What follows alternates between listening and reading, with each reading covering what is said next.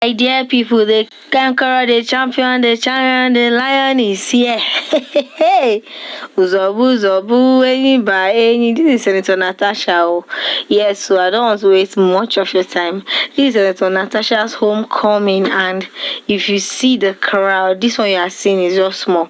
Let's go and see how it all played out and the speech Senator Natasha had, and I will be right back.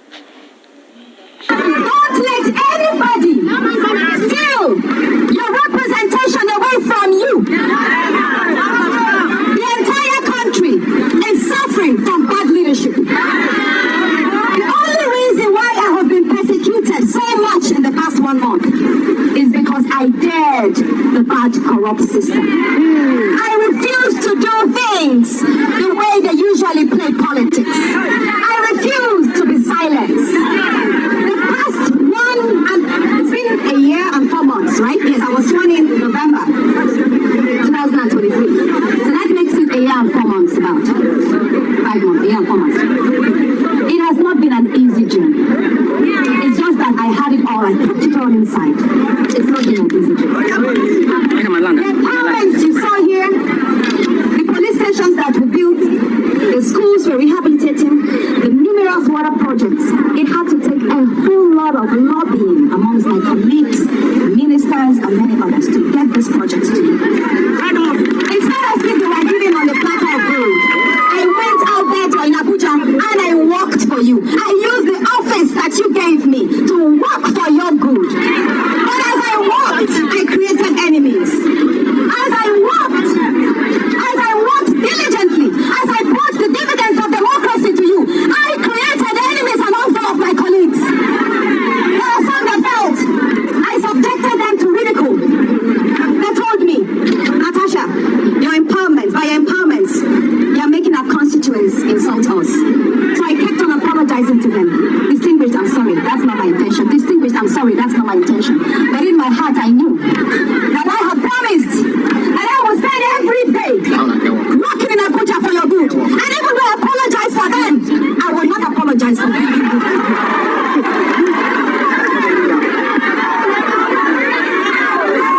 Yes, I stand by my words.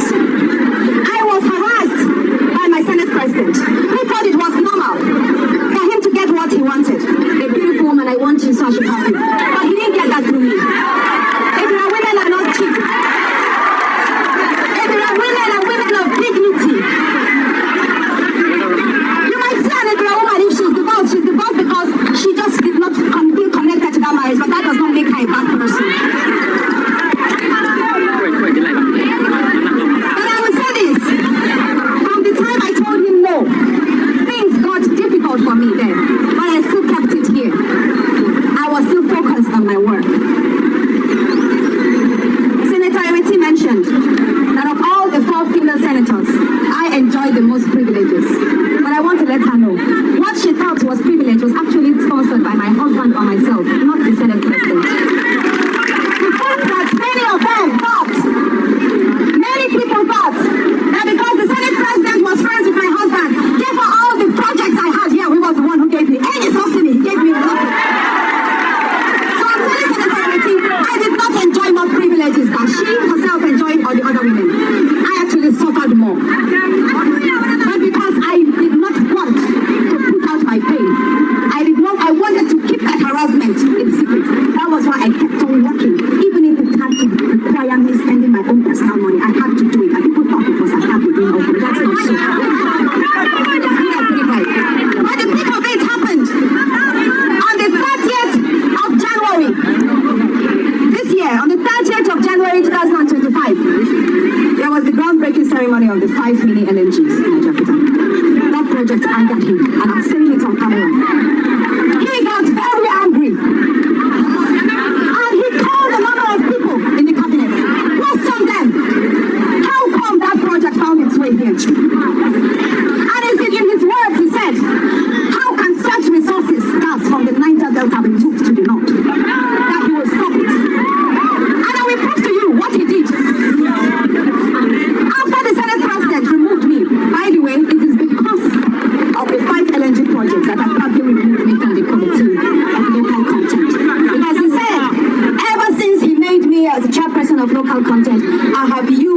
that office to promote the North. That was what he said. So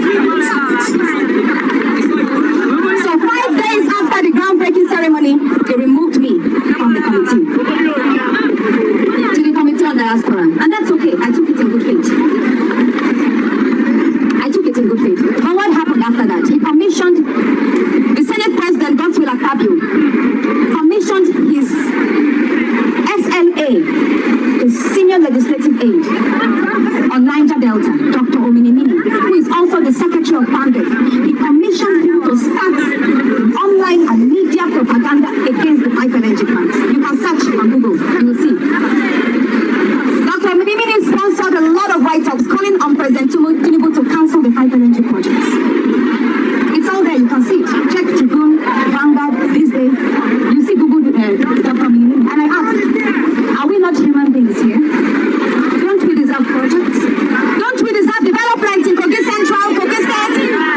Is Kogi State not part of Nigeria? How can a man, how can the Senate President, who is the Senate President for the entire country, how can he use his office to promote regional divide? Akpabio is not the Senate President for South-South. He's the Senate President for Nigeria. And it is wrong for Akpabio to use his office to commission and pass his SLA, Dr. Ominimini, to call for the cancellation of the vital energy plants.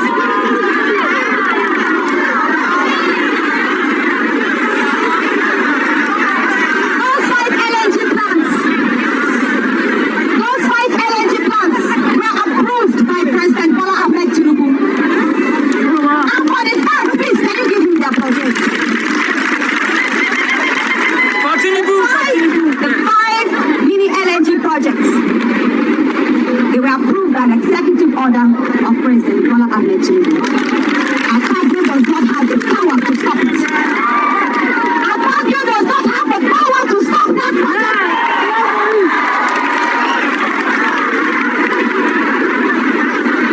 We have been quiet for Jakarta Steel Company. But you know what? In the 1 year and 4 months I have spent in the National Assembly, I understand why Jakarta Steel Company is not working. Because of many interests. Nigeria is such a country that once you take one progressive step forward, you have five dragging you backwards. Especially when that project is in a land that people feel does not deserve of anything progressive. Sometimes I wonder, if a Jakarta Steel Company is in Lagos, will it stay moribund? No. In summary, there's a whole lot happening right now, but a lot is politically motivated. And these people are using the institutions to silence me. And in silencing me, they are silencing you.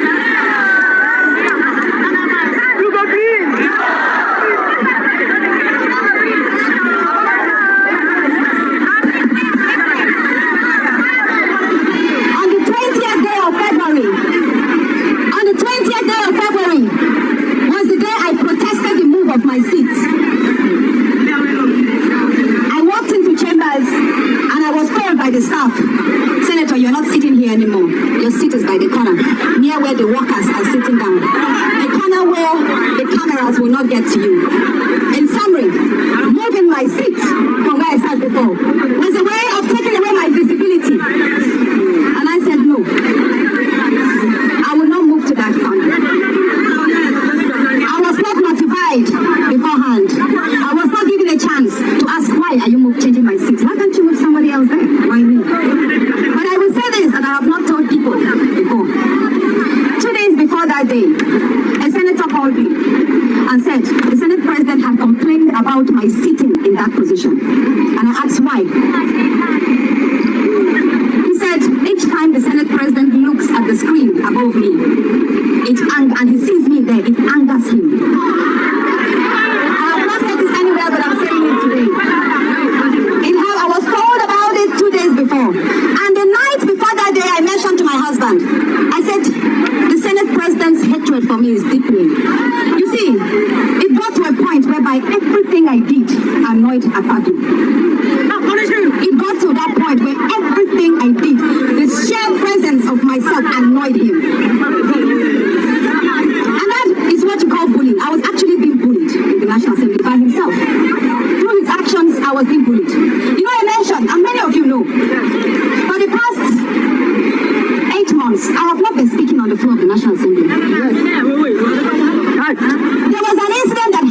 in Obroke, where after a heavy rainfall, a grandmother and her child were swept up by the flood. Erosion, there was a body there.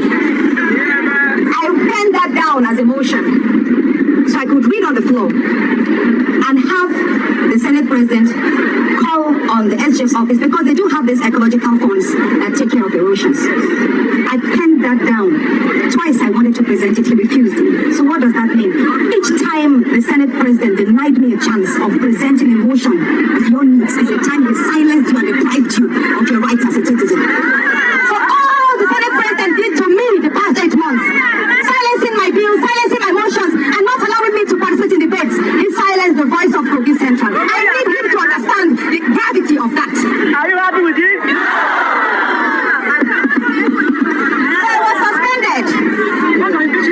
And it all got too much. I decided to table. By the way, after that sit move on the 20th, that was when I sat my husband and I told him everything that I was going through. I had to open up. So, after I went public with the sexual harassment, the day after I tabled the petition, I was suspended. I tabled my petition on the 5th of March, 2025. On the 6th of March, I was suspended for 6 months. And they say my suspension is on the grounds of gross misconduct. And I asked, what exactly makes up the gross misconduct? Because I refuse to move seats. When there's a video of how the Senate President himself, when Saraki was a Senate President, that's how he behaved. I actually applied more decorum. I wasn't moving around as if I was going to fight. I didn't exchange words, and neither did I insult the Senate President. I minded what I said. I was very intentional. I put facts out. I said, Mr. Senate President, I'm not afraid of you. Maybe I was.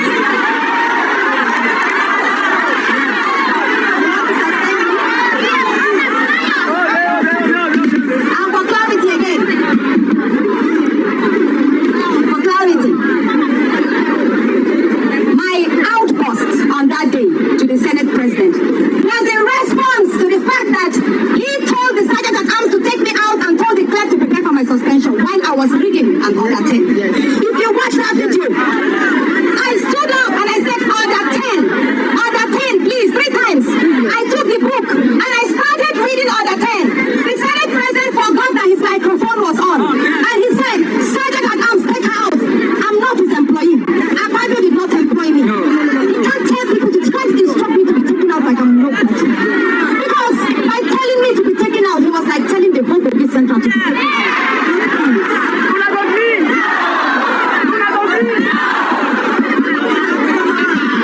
In addition, while I continued reading the other 10, the next thing he said, clerk, prepare for her suspension. What does that tell you? He has been looking for a means of suspending me. He has been looking for an opportunity to get me out of that place. Are you happy with What this? that means is that my suspension was premeditated. It was planned. He had conceived it and was looking for an opportunity to strike at me. Because when they say I was suspended for gross misconduct, I'm like, we have seen senators fight. We have seen videos where senators will insult themselves and tear their clothes. Were they suspended? So what did I do to warrant being suspended? Anyway, then I will say this and I'm saying this openly as well. On the 14th day of March at about 10:30 p.m. On the 14th day of March at about 10:30 p.m. I got calls that Governor Yahaya Bello was with Akpabio. That's nice. Now let me say this now. On the 14th of March at 10:30 p.m. Mind you, 2 days before that, which was on the 12th, Akpabio had called Governor Dodo on the phone that he should commence my recall. But Governor Dodo told him it would be impossible. No, hold on. This was what Governor Dodo said on the 12th. Listen. He said,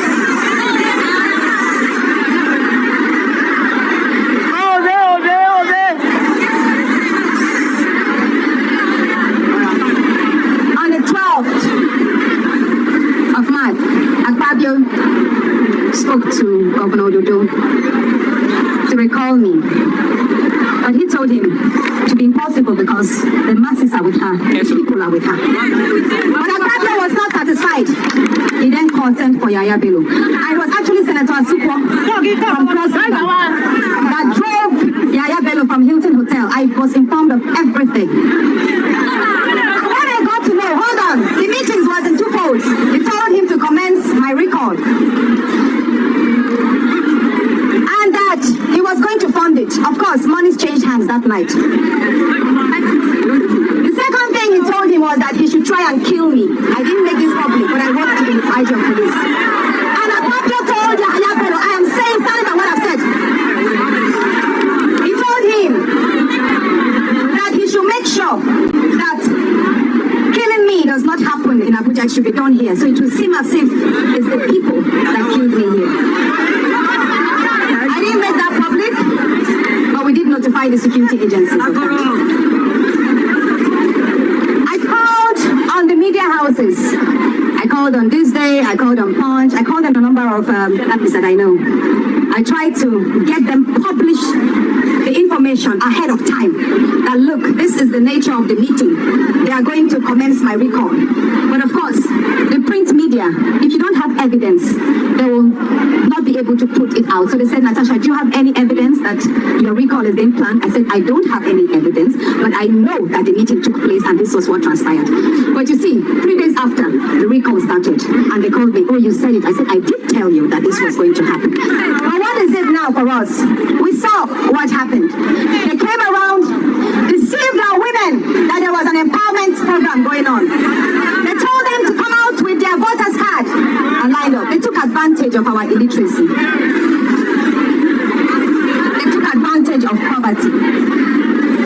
And to many of you, even those of you who are here, I watched the video of the poor old woman pleading that I should forgive her, that she was told. If you are here, or her son, whoever it is, tell her I'm not upset. Even if those of you, even if you are here and you actually were cajoled or deceived to sign, I'm not upset with you. Because I know that they will not succeed with that illegal act. Allahu Akbar! Allahu Akbar! Allahu Akbar! Allahu Akbar!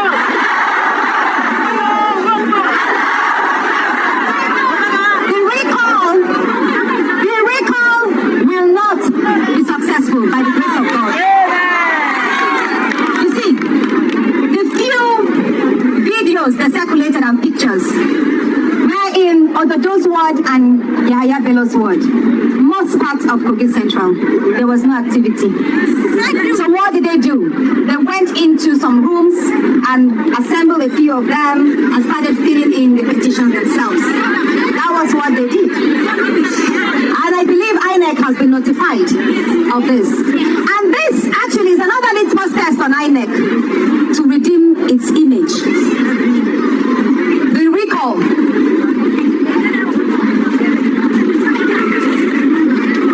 Should I give you the mic? Should I give you the mic to speak? Or should I give it to speak? No.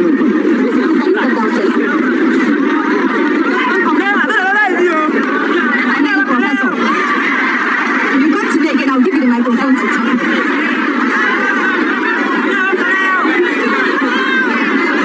So like I said, the whole country and the whole world is on INEC. The nature in which the petitions, 250,000, really? 250,000 here in Kogi Central came out in just about how many days? In 2 days? In 2 days, 250,000 people came out to sign petitions for the recall of the most performing senator in Nigeria.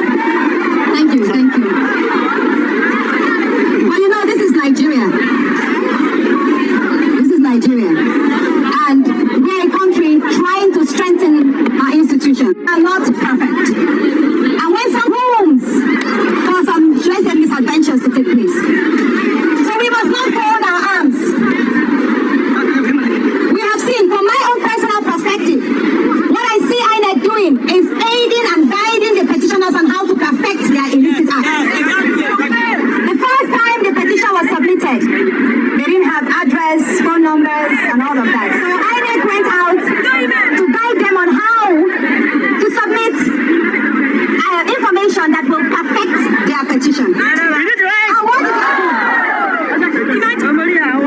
the petitioners who were from the other party, the APC, now submitted a letterhead. What's the name of it? Kogi Central Political Frontier. Yes. And the address there was number 4, Oboroke. That address does not exist. And we want to check on the status of registration of the association which sponsored my recall, Kogi Central Political Frontier, and the CAC report came negative that association is not registered. So I'm still waiting. I'm wondering why INEC has not yet made a statement to that effect. I'll send people down to Oboroke here, which is just 5 minutes away, to ascertain whether that address is real. Or have we stooped to the point whereby fictitious non-existing associations and individuals can call for the recall of a senator? Are we in a kangaroo country? No! We should not allow that. So now, I don't know whether the process will be stalled, but we are in courts as well. Also, I don't know when they will come down here to verify you, but I will say this. If the time ever comes for the verification of the 250,000 people that signed for my recall, I trust that you will do right. I trust that you will speak, that you did not... What's going on with that car? Overheated. Tell them to come out of that car and switch off. Please come out of the car. Look at what's going on.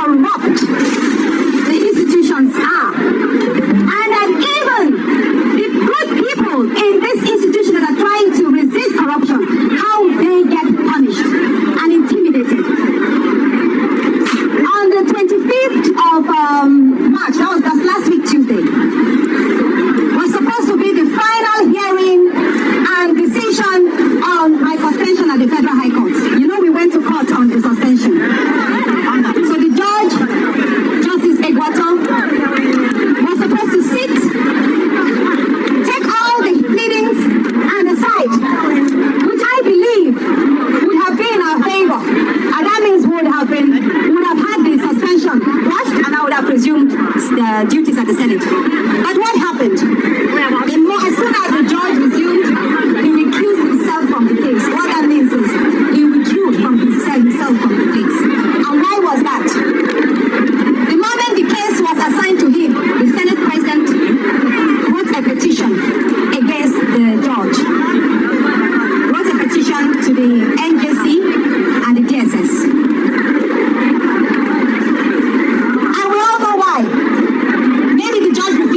And that's why they wanted to take him out. But what I got to know, allegedly, is that the night before the Tuesday, which is Monday the 24th, that some threats were made, and that was why the judge recused himself. Allegedly, I heard so. So what does that tell you? Even though we say judiciary is corrupt, there are some good heads in the judiciary. But again, these good people, they get harassed and intimidated to do bad things.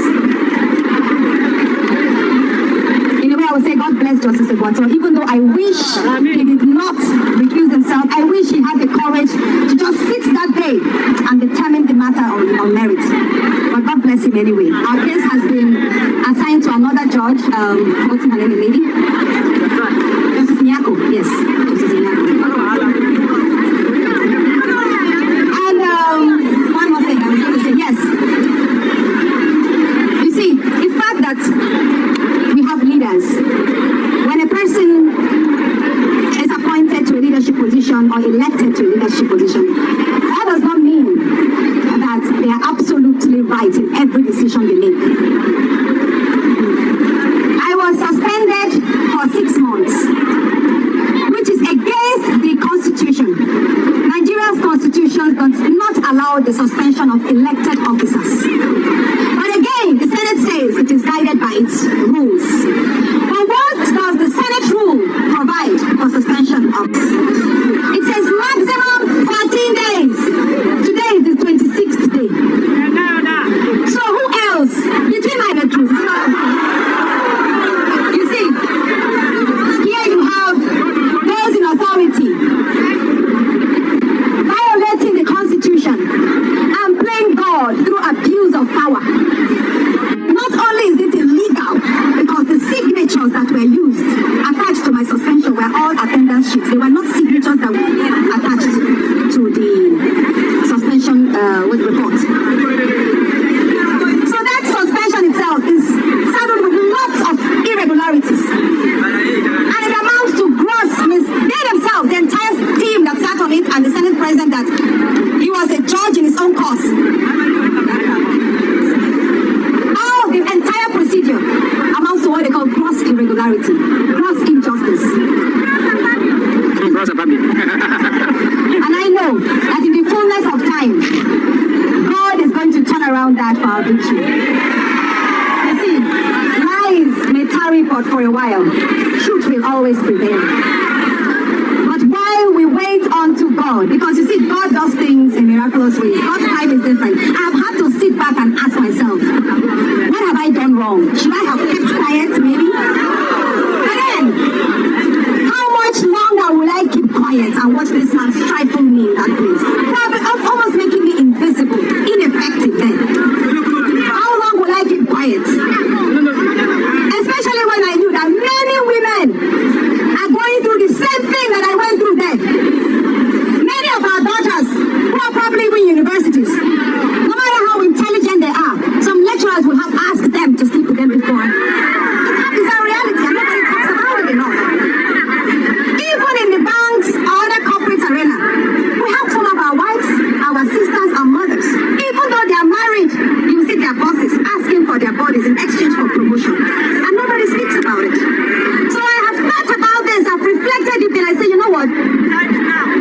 It's about time I speak up. Even though it's going to be difficult, people will attack me, attack my personality, my integrity.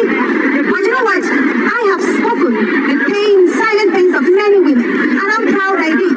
Because next time, it will be easier for another woman to do so. And hopefully one day, we will have stronger reforms and laws that will protect women in political spaces, in corporate arena, or in schools everywhere, and women will feel safe, whether they are married or not. So this is a journey not just for myself, but for all Nigerian women. And I'm grateful for your support. I'm grateful for your love. It's not over yet. Let's join hands together and resist the evil intentions of those that did not vote for us, who think they have the right to recall us. No, we will tell them no. We love Natasha as our senator, and we appreciate the good deeds she's doing. And we are connected with her in this journey of progress and economic development. And we will continue praying to God for guidance, for strength, and ultimately peace in our lands. Happy Salah. Happy Salah. Now, wow, my people, Senator Natasha really had a lot to say. Oh, hey, she said a whole lot. She really said a whole lot. You that have watched up until this moment, let me know what your thoughts are in the comment section. This was a whole lot that Senator Natasha poured out, and all their secrets. It is well, oh. Alright, so share your thoughts with me in the comment, and I'll see you in my next one. Bye for now.